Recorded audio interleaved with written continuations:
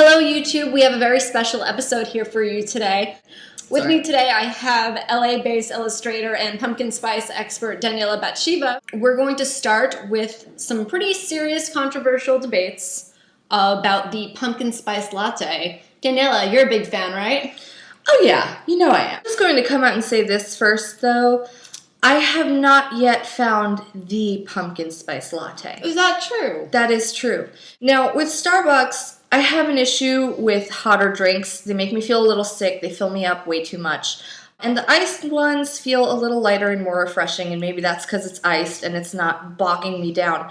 But with the pumpkin spice latte, it's great, don't get me wrong, but it feels a little too artificial in that it tastes like they tried to make it taste like pumpkin, even though it's not really, and then they tried to mask that bit of artificialness to the pumpkin with a lot of sweet and cinnamon and, you know, a sort of chai kind of flavor, and everyone knows that their chai isn't real. And I'm a bigger fan of Last Drop chai. They still win for me. But you guys are from New Brunswick, so that you guys don't know. it doesn't matter to you. No, it doesn't. Anyway, personally, I tend to like their warmer pumpkin spice lattes. I can appreciate it because it makes me feel like comforted, makes me feel like fall, but sometimes it's just too much in terms of flavor. It's very rich. It feels like hot chocolate. It's kind of syrupy. And it's, yeah. Do you know what I mean? Well, that's what I'm complaining about, because I do feel like it's not a drink that was actually mixed along with the spices and the pumpkins, and it's not homemade.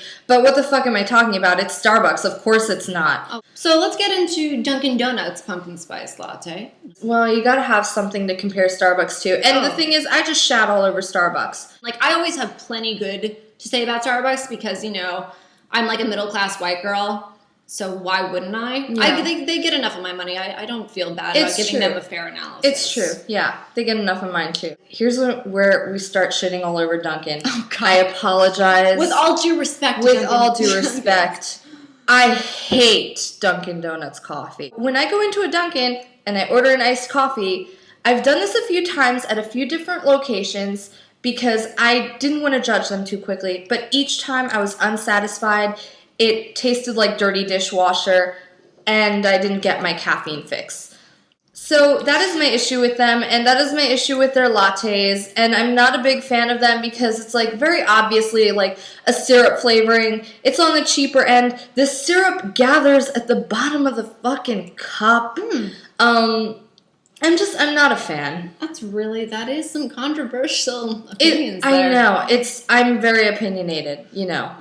I ordered them. I had one this morning. And you know what? I'm not going to say, like, I have all the problems with pumpkin spice lattes and Dunkin' Donuts because I wouldn't be putting my money into it otherwise.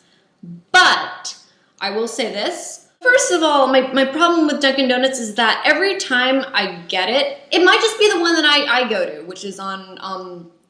The one that I've been to is at my student center nearby. Oh, honey, I wouldn't know. Oh, I mean, you don't live here. But what I'm trying to say is, the problem I've had is that it tastes too spicy, and that sounds weird. I'm sure that sounds really weird.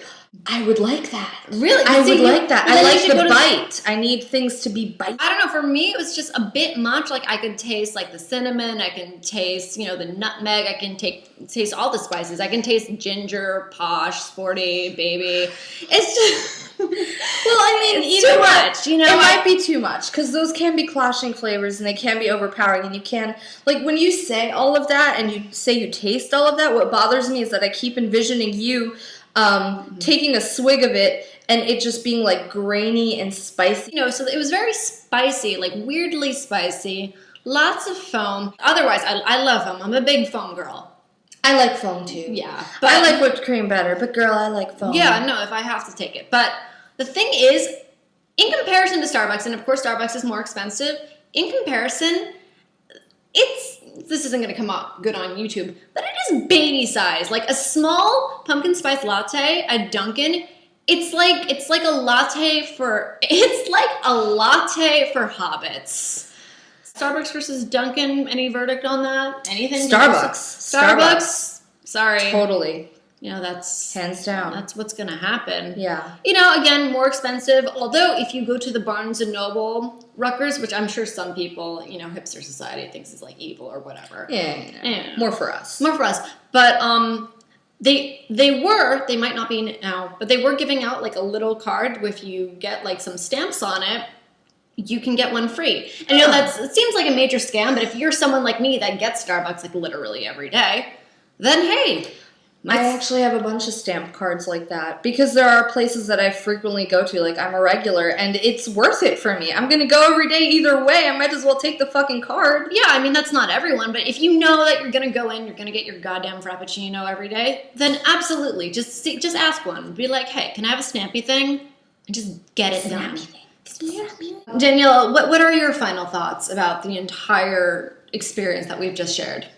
I will always go for the homemade stuff. I would much rather go to Peddler's Village and eat all of their pumpkin spice goods than actually go to a Starbucks or a Dunkin' Donuts and get something. Honey, you go to the Reading Terminal Market in Philadelphia. I don't fucking care if you're in New Brunswick. I don't care if you're in New York. And if you can't make it that far down, go to Peddler's Village. Do yourself a favor because you know what?